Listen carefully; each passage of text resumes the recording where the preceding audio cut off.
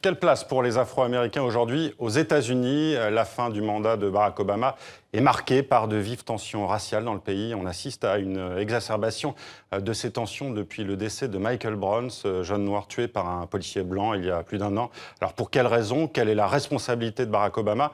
On en parle avec vous, Thomas Negaroff. Vous êtes historien spécialiste des États-Unis. Merci d'être le grand témoin de ce 64 minutes. Et d'abord, Thomas, ces tensions raciales, pourquoi Barack Obama n'a pas su les apaiser? Peut-être qu'on attendait un peu trop de lui. C'est-à-dire que quand il a été élu, on l'a beaucoup dit depuis, mais quand il a été élu au mois de novembre 2008, ça fait déjà un petit moment, on attendait monts et merveilles. On s'est dit c'est la fin de la ségrégation raciale de fait, pas de droit. Ça fait longtemps que de droit, c'est plus le cas, mais de fait aux États-Unis, que c'est formidable, que l'Amérique est post-raciale. Donc il y a eu une sorte d'illusion en fait. Et Barack Obama lui-même n'est pas tombé dans le piège en considérant que son élection était un signe, ça voulait dire quelque chose, mais que ce n'était pas la solution à tous les problèmes.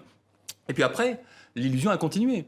L'illusion, ça a été quoi? Ça a été de penser que la simple présence d'un métis en réalité, à la Maison-Blanche, en fait noir parce qu'il se considère lui-même comme noir, allait résoudre tous les problèmes à venir. Et évidemment, c'est pas le cas. C'est pas le cas pour plein de raisons. D'abord parce que ne jamais fantasmer la figure présidentielle. Aux États-Unis, c'est le Congrès qui décide des choses, par exemple sur le port d'armes, puisqu'on a beaucoup lié les deux en considérant que le problème était le port d'armes, ce qui est peut-être une manière un peu bizarre de voir les choses, mais en tout cas, c'était un aspect du problème. C'est pas Barack Obama qui vote les lois contre le port d'armes. Mais il s'est montré malgré tout très prudent. Et en revanche, effectivement, vous avez raison, on attendait certainement plus de lui. En tout cas, ceux qui suivaient peu la campagne électorale et la vie politique américaine. Parce que, en ayant pas mal suivi les choses, je peux vous dire que les républicains avaient, pardonnez-moi la métaphore, le doigt sur la gâchette lorsque Barack Obama évoquait les questions raciales. Il l'a fait une fois. C'était au tout début de son premier mandat, lorsque d'ailleurs un professeur de Harvard, qu'il connaissait personnellement, qui travaillait d'ailleurs en plus sur la question de ségrégation raciale, rentrait chez lui, il avait oublié ses clés, le chauffeur de taxi l'a aidé à ouvrir la porte, la police est arrivée, a arrêté cette personne. Et Barack Obama, il était noir ce professeur, et Barack Obama a pris la parole et a dit « la police a agi stupidement ». Ça a été un déferlement aux États-Unis. On a commencé à entendre cette petite musique qu'il était le président des Noirs, qu'il n'était pas le président de tous les États-Unis, qu'il ne soutenait pas la police de son pays. Et il a dû s'excuser. Et ça a été un point de non-retour quasiment jusqu'à ces derniers temps, puisque là, on sent quand même que les choses changent. Oui, on est à la fin de son deuxième mandat. Il pourrait un petit peu s'émanciper maintenant, et notamment des critiques des Tea Parties. C'est ce qui est en train de se passer. Il y a quelque temps, il a osé employer ce que les Américains appellent the N-word, le mot négro, ce qui était extrêmement fort de sa part. C'est un terme qu'on n'ose jamais employer publiquement aux États-Unis, sauf quand on est un chanteur de rap, par exemple. C'est un mot tabou, c'est vrai. C'est un mot tabou qui renvoie vraiment à aux périodes les plus sombres du racisme aux États-Unis.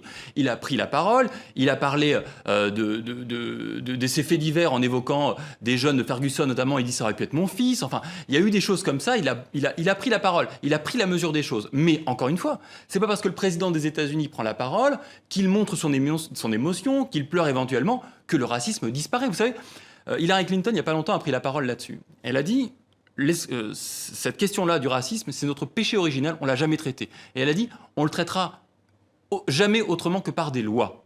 Parce que les préjugés, ça tombe pas, les préjugés ne tombent pas comme ça. Les préjugés, c'est souvent des choses extrêmement profondes, très lointaines, très enracinées dans les âmes et les cœurs des gens. Et donc, c'est pas en voyant le président pleurer que ça va changer quoi que ce soit. Donc, il faut des lois. Et des lois, il faut durcir notamment le contrôle de la police, il faut changer la juridiction aux États-Unis. Il y a des tas de choses à faire, et je crois que c'est là que peuvent se jouer les choses. Et justement, après Ferguson, est-ce qu'il y a des mesures concrètes qui ont été prises, justement, pour changer les choses dans la police, qui est accusée de racisme, pour les polices locales, notamment? Alors, non, en fait, de fait, pas encore. Il y a beaucoup qui ont commencé à évoquer le fait qu'il y ait une caméra dans les voitures pour suivre les choses. Et effectivement, je crois que c'est par l'image aussi que les choses peuvent changer. J'évoquais la loi, mais il y a aussi l'émotion populaire.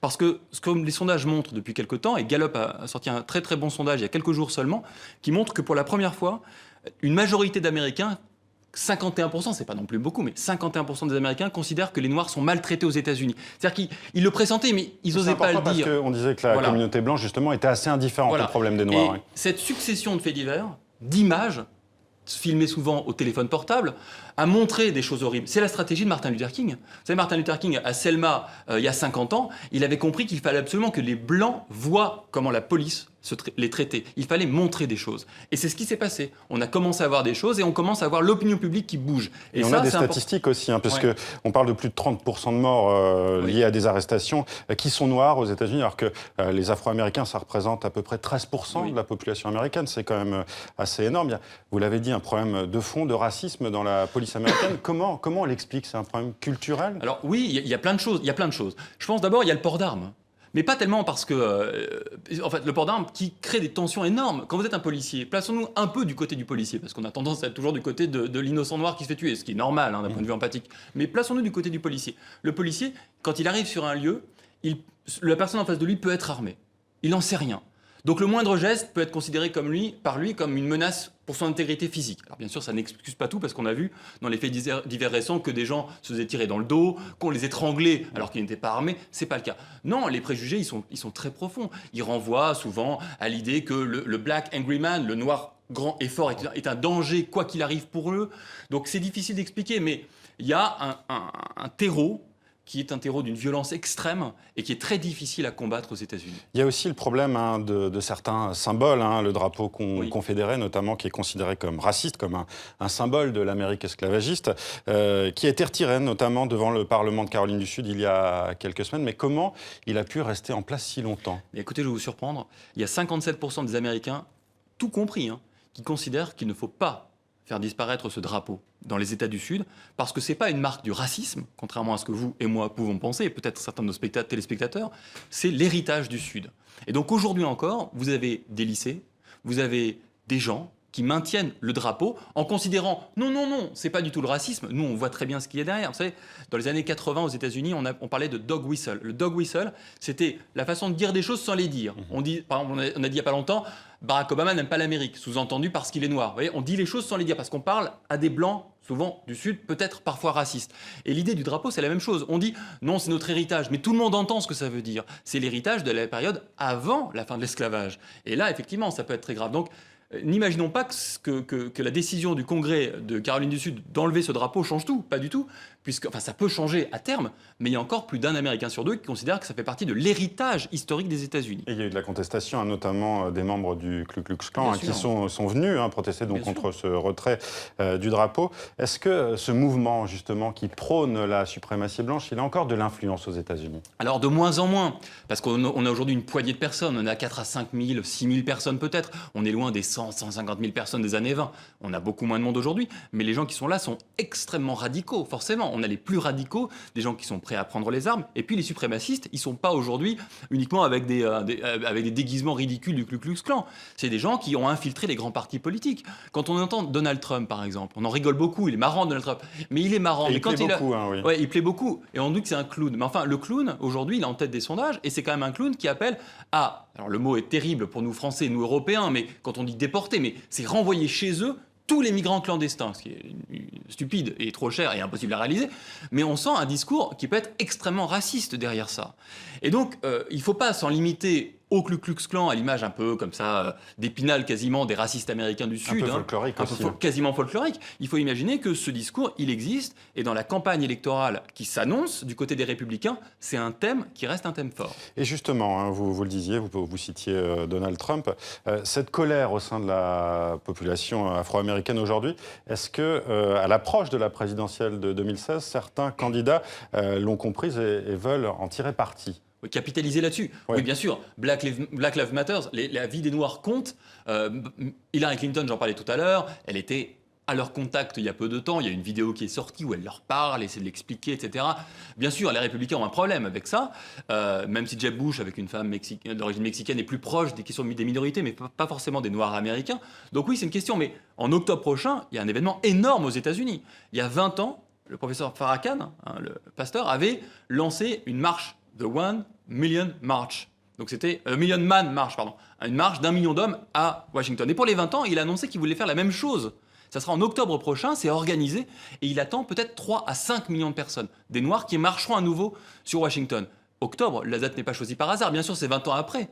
mais c'est aussi après tous les faits divers qu'on a évoqués au début, et c'est quelques mois seulement avant le début de la primaire. Donc ça va s'inviter dans la campagne, et je pense qu'on en reparlera. Alors, on sait justement que les Afro-Américains aux États-Unis sont plus traditionnellement du côté démocrate. Est-ce que c'est toujours le cas aujourd'hui? Est-ce qu'il n'y a pas une déception, justement, après Barack Obama? Alors, d'une certaine manière, oui, ils attendaient beaucoup de choses, trop de choses sûrement de Barack Obama, mais ils ne sont pas prêts de passer le Rubicon, d'aller de l'autre côté. C'est-à-dire que le grand pari des démocrates, c'est de considérer qu'il y a un moment donné, ils vont voter. Alors, le risque, c'est qu'ils n'aillent pas voter. Ils ne voteront jamais républicains, en tout cas pas majoritairement, pas encore. Peut-être qu'un jour, les républicains changeront leur logiciel et adapteront leur discours et arrêteront d'être le parti de l'homme blanc. C'est pas impossible, ça peut arriver. Mais on voit Donald Trump, justement, Oui. qui se tourne vers la frange d'origine hispanique. Bien sûr, justement, bien sûr. Les Noirs, c'est un peu différent, mais c'est vrai que ça pourrait arriver un jour, mais pas à l'élection prochaine. Non, le grand enjeu pour les démocrates et pour Hillary Clinton aujourd'hui, c'est que ces gens-là aillent voter, se mobilisent, qu'on retrouve 80-90% de taux de participation pour le candidat démocrate dans la communauté africaine-américaine. Ce qui n'est pas sûr, parce qu'effectivement, il y a une forme de désaffection pour la politique, une forme de désenchantement. Il va falloir réenchanter quelque chose. Hillary Clinton, bien sûr, c'est la femme de Bill qui était considéré par l'écrivaine américaine Toni Morrison comme le premier président noir américain, parce qu'il avait une culture du Sud, le saxophone, une empathie très forte aussi pour les populations noires. Il avait grandi avec des Noirs. Tout ça est vrai. Mais depuis, en 2008, on avait considéré que les Clinton avaient été un peu racistes avec Barack Obama, donc ça va être difficile. Il va falloir vraiment retisser des liens qui se sont un peu distendus depuis quelques années. Et côté républicain, un homme plus mesuré comme Jeb Bush, est-ce qu'il a une carte à jouer avec cette communauté, justement? Difficile. Il a certainement une carte à jouer avec la communauté latino-américaine, ça c'est clair, qui est quand même un corps électoral plus important en nombre. Il y a plus de latino-américains, c'est la première minorité aux États-Unis, que d'Africains-américains. Donc oui, il y a quelque chose à jouer de ce côté-là. Je crois quand même fondamentalement que les Noirs américains iront voter pour le candidat ou la candidate du côté démocrate. Ça reste à voir, mais pour l'instant, on n'en est pas là-dedans. Pour la vie des Noirs américains aujourd'hui, ce qui compte, c'est que leurs enfants ne se fassent pas tuer demain. Et donc, on voit avec cette marche qui est annoncée pour le mois d'octobre, c'est demain octobre, c'est dans 1 mois et demi, que est en train de se fédérer un mouvement extrêmement fort, The Justice or Else, donc un mouvement qui demande de la justice, qui ne demande pas d'avoir des avantages spécifiques. Vous savez, parce que c'est la grande crainte des Blancs. Les Blancs ont toujours la trouille que les Noirs vont arriver et vont leur demander réparation pour l'esclavage. Ça, c'est le grand truc des Républicains. Ils disent non, nous, ce qu'on veut, c'est l'égalité réelle des droits. Et c'est ce qui va se passer en octobre. Et on verra comment, alors là, les camps politiques et les personnalités politiques... Est-ce qu'on sait si déjà des candidats vont participer à cette marche? Alors en 95, on rappelle, en 95, il y avait beaucoup d'élus noirs américains, Black Caucus, qui avaient manifesté avec Farrakhan, donc pour pas forcément avec lui, mais en tout cas dans cette marche-là. Aucun aujourd'hui des grands candidats n'a annoncé évidemment sa présence. Ça sent le soufre. C'est compliqué. Farrakhan avait été accusé d'antisémitisme, d'avoir des propos extrêmement durs envers la communauté juive. Donc ça peut être un peu compliqué, mais si ça devient un mouvement d'ampleur énorme, il peut se passer ce qui s'est passé, non pas en 95, mais en 1963, souvenez-vous, la grande marche sur Washington menée par Martin Luther King. Kennedy avait regardé ça, et quand il avait vu le succès, avait ensuite rattrapé le mouvement, et s'était rapproché de Martin Luther King. C'est ce qui peut arriver après. Ce sera donc à suivre. Merci Thomas Negrov d'avoir été le grand témoin de ce 64 minutes. Je rappelle la sortie de votre dernier livre, Bill et Hillary Clinton, le mariage de l'amour et du pouvoir chez Taillandier. Merci d'avoir été avec nous.